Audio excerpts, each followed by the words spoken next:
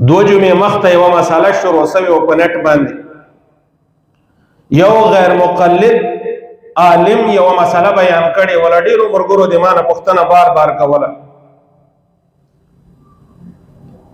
یو خو چې همیشه د مسلې پوښتنه کوي، د خپلې عقیدې، د خپلې نظریې او د خپل مسلک مطابق عالم نه پوښتنه کوي. یو غیر مقلد وهابي سړي یوه مسله چېړلې وه، ټول احناف، ټول د امام صاحب د مسلک خلک شش و پنج کې گرفتار وو. دغه ملایانو خو موږ په غلطه لار روان کړي. حالانکه هغه کس هغه وهابي و او هغه کس غیر مقلد و چې هغه څلور مذهبو منکر ده او څلور مذاهب نه مني. دا خبره کړې وله چې کوم یو سړی اودس باندې لګیا ده او امام دلته په جمع باندې لګیا ده، یو دوه رکعاته تیر سو، اوس دغه سړی راځي په امام پسې اقتدا نیت تړي او څلور رکعاتو نیت تړي. دغه سړی چې په دې طریقه سره نیت وتړي چې زه د څلورو رکعاتو فرض و اقتدا په دې حاضر امام پسې کم، نو اول یې درواغ وویل. دا خبره ډیره مشهوره سوې وه. په نیت کې دوه خبرې دي، په نیت کې دوه کارونه دي د مقتدی لپاره، یو د لمانځه یو د اقتدا ده. دا دواړه شیان جلا جلا دي. اقتدا نیت به د امام پسې کې او د لمانځه سے څو رکعتونه کې، هغه رکعتونه به په لمانځه کې یادوي.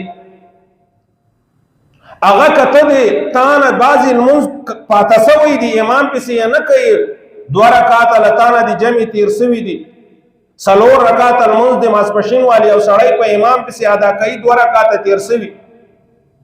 کله چې دی په امام پسې د اقتدا نیت تړي، نو دی به د څلورو رکعتو نیت تړي او اقتدا به په امام پسې د دغې تذکره به هم کوي. دغه ضروري ده او دغه لازم ده، دغه شرط ده د اقتدا مقتدی لپاره چې نیت کله په امام پسې تړي، د اقتدا نیت به چې نیت مې په دې امام پسې ده.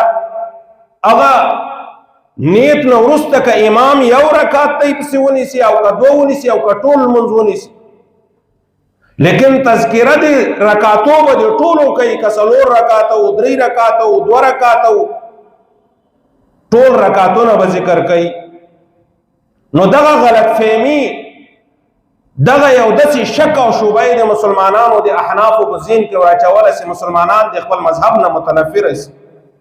الحمدلله خو جید علماء دغه جوابات وکړلو.